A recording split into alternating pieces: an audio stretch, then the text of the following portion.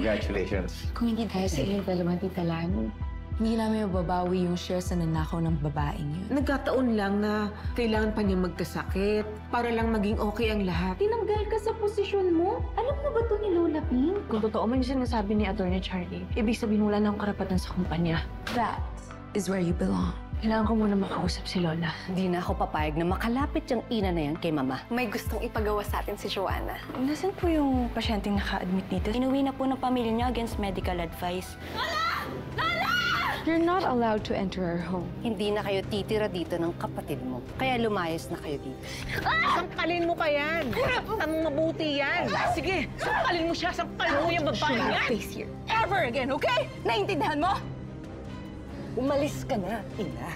At huwag ka nang bumalik dito.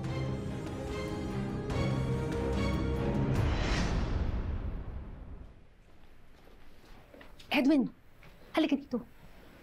Halika dito. Alam ko yung pinaplano mo. Magsusumbong ka kay Mama sa nangyari kay Ina. Huwag mo nang ituloy yan. Wala naman, may sasabihin lang ako. Huwag ka nang magsinungaling, Edwin. It's too obvious. Ikaw na mismo ang naghuhukay ng sarili mong libingan.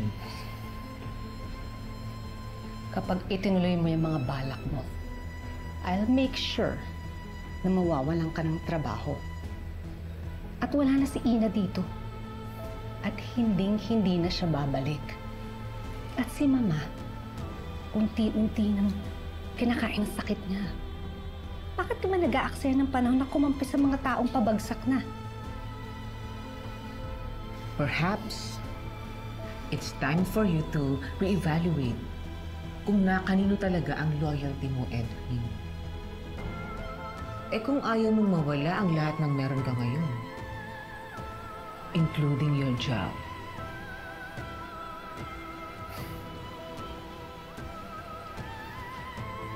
Excuse me po.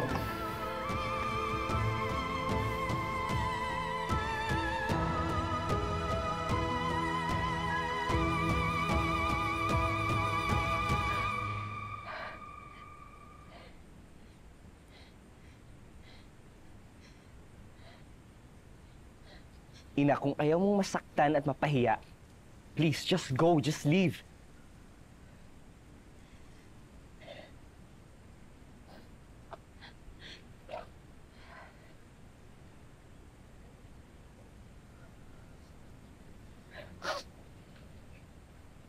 Sige na. Tanggap ko na yung pagpapalayas niyo sa akin.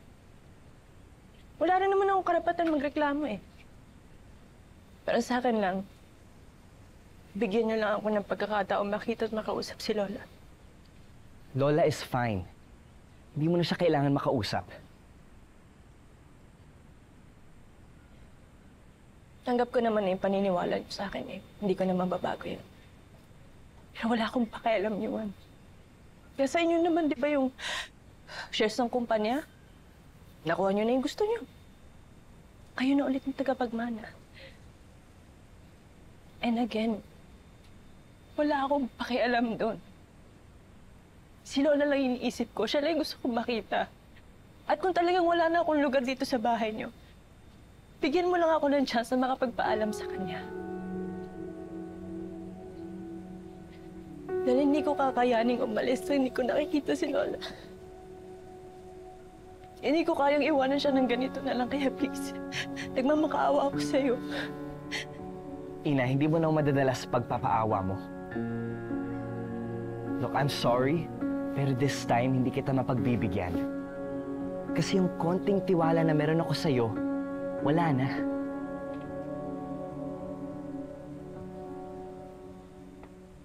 Sana tama yung mga desisyon niyo. Sana tama yung mga taong pinagkakatiwalaan niyo. Okay lang sana kung kayo lang ni Joanna yung mapapahamak eh, pero damay dun si Lola. At yun ang inaalala ko. Walang mangyayari sa amin, Ina. And I can assure you that we'll be just fine. Sige lang. Maniwala lang kayo dyan kay Atty. Charlie. Para sabihin ko sa'yo, kung meron mang taong nagpabilog at nagpauto, hindi si Lola yun. Kayo yun ni Joanna. Sana imulit mo naman yung mga mata mo, Yuan. Oo, hindi tayo okay. Pero sinusigurado ko sa'yo na hindi ako yung totoo niyong kalaban. Sana matuto ka naman makiramdam. I'm trying to help you. I'm trying to save you. Dahil kung ligtas kayo, ligtas din si Lola. Yun ang importante, yung kaligtasan niya. Mamakaawa ko sa'yo, Yuan. Makinig ka naman sa akin. Tigilan mo na ako, Ina. Look, hindi na ako maniniwala sa'yo.